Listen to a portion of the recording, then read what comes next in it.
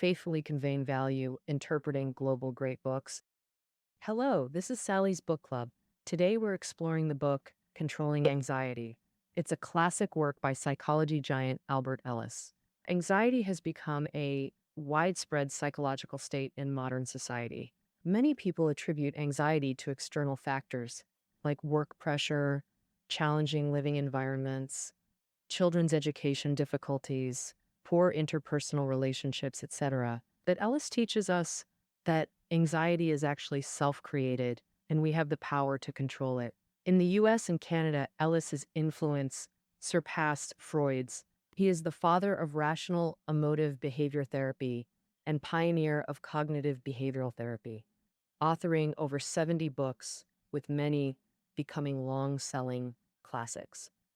On his 90th birthday, he received blessings from numerous celebrities, including former President George W. Bush and former Secretary of State Hillary Clinton. Ellis initially studied clinical psychology at Columbia University, then practiced psychoanalysis influenced by Freud after graduation. But at age 40, Ellis began diverging from psychoanalysis, calling himself a rational clinician and creating a new therapeutic approach. He named it rational therapy, later renamed rational emotive behavior therapy. This therapy posits that emotional disturbances stem not from events themselves, but from our cognitive interpretations and evaluations of those events. To change emotions like anxiety, the key lies not in altering external conditions, but in modifying how we perceive and evaluate situations.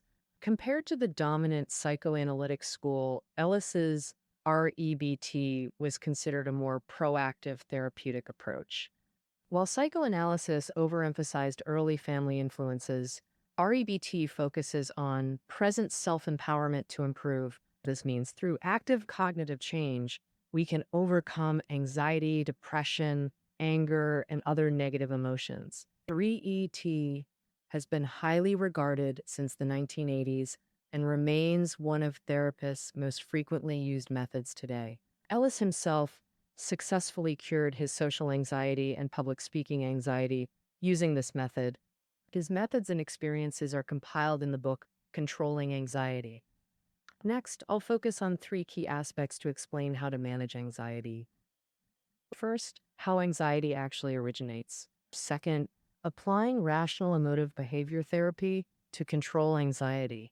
In the third section, I'll introduce practical anxiety management techniques. These methods can be used independently or combined with REBT. Let's start with the first question. How does anxiety develop? According to Ellis, anxiety stems from three factors: biological, environmental, and our own cognition. First is biological factors, our innate desires like hunger, safety needs, and love. Unmet desires naturally lead to anxiety. Next are environmental factors. Our surroundings significantly influence desire fulfillment. Supportive environments bring satisfaction. Obstructive environments create anxiety. The final factor is ourselves, specifically our cognitive processes, thoughts, feelings, and behaviors. Our interpretation of events fundamentally determines anxiety levels. Ellis emphasizes the third factor as most crucial. Even with identical biological or environmental factors, individuals react differently. Like seeing half-filled water. Some panic at only half left, while others appreciate still having half. Thus, Ellis concludes, we create our own anxiety. Anxiety also has healthy versus unhealthy forms. Healthy anxiety maintains protective vigilance. Unhealthy anxiety paralyzes action. Severe cases can be devastating. Take job hunting. Healthy anxiety drives skill development. Unhealthy anxiety traps people in constant worry, losing appetite and sleep, constantly asking everyone, what if I never find a job?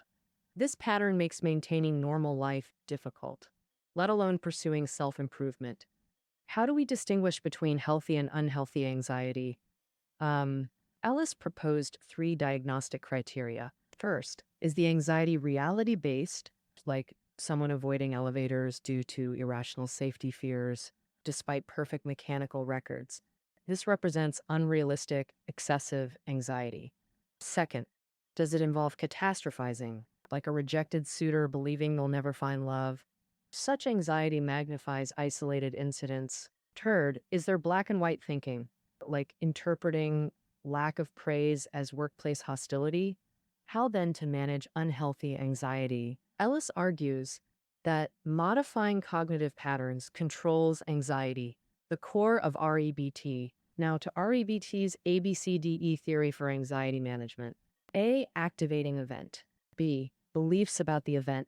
C. Emotional or behavioral consequences. D. Disputing irrational beliefs. E. Effective new beliefs. First, examining A, B, and C. Conventional wisdom ties emotions directly to events. Promotion brings joy, arguments cause distress. But Ellis identifies the critical missing variable, B. Beliefs. Ellis gives an example. Same job interview failure. Some feel devastated, believing they're worthless and will never find better opportunities. Others might feel relieved, seeing it as learning experience for future improvement. Some experience disappointment, but remain composed. I did my best. Maybe better candidates exist. I'll try elsewhere.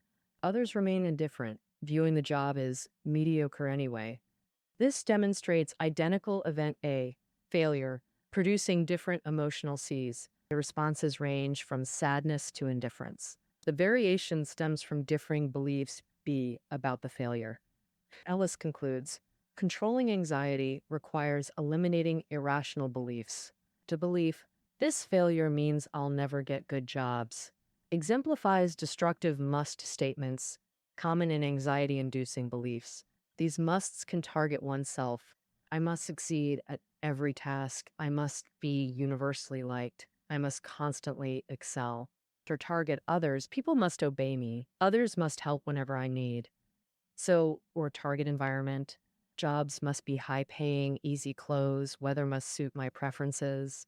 But reality exists in grays, not black or white absolutes. Adhering to must beliefs inevitably breeds anxiety. How then to address irrational belief B? This brings us to D, disputing irrational beliefs. This debate happens internally, self versus self. Ellis proposed 3 self-debate methods, using single quotation mark, my loved ones must love me as example. Here are the techniques. First, reality testing debate. Irrational beliefs collapse under factual scrutiny. Ask, why must they love me? What evidence supports this must? What obligation creates this requirement? Reality testing reveals free will in emotional choices. Second, logical debate. Exposing flawed reasoning. Challenge, if I love them, must reciprocation follow? Does wanting equal requiring? Third, pragmatic consequences debate. Ask, what results from maintaining this belief? How does insisting on must affect me? Answer, emotional paralysis. This reveals how irrational beliefs fuel anxiety. Thus, we consciously replace musts with rational expectations. These 3 debate methods form the core of D. Successful debate yields effective new belief, E. Transforming must be loved into I choose whom to love, others choose freely too. This completes our exploration of Ellis's REBT methodology. Let's recap the process. Event A leads to belief B, which creates emotional consequence C. When beliefs are irrational, we use D, disputation, to develop effective belief E.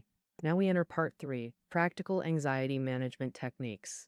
These methods reinforce rational beliefs and enhance anxiety control. In controlling anxiety, Ellis details 21 methods. We'll explore the 6 most practical ones.